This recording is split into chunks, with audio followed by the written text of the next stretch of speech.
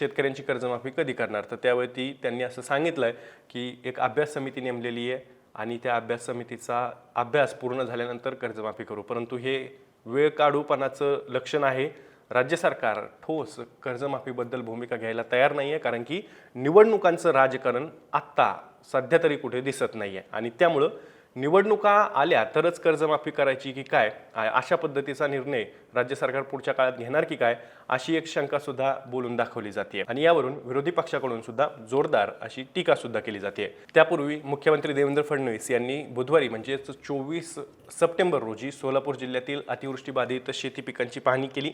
त्यावेळी सुद्धा शेतकऱ्यांनी तातडीनं कर्जमाफी करा अशी मागणी मुख्यमंत्र्यांकडे केली, पण त्यावरही मात्र मुख्यमंत्र्यांनी कर्जमाफीपेक्षा शेतकऱ्यांना सध्या तातडीच्या मदतीची गरज असल्याचं सांगून हात वर केले.